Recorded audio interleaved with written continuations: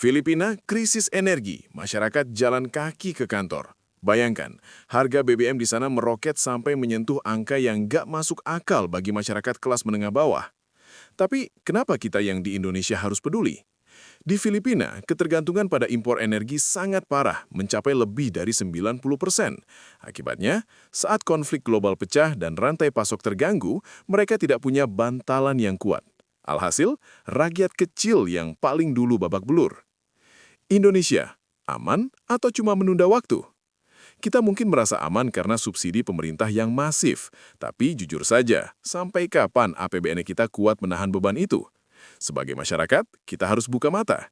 Krisis energi itu nyata. Kita nggak bisa selamanya berpangku tangan pada subsidi tanpa mulai menghemat atau beralih ke energi alternatif. Sudahkah ketahanan energi kita benar-benar siap? Atau kita cuma menunggu giliran untuk bernasib sama seperti tetangga kita?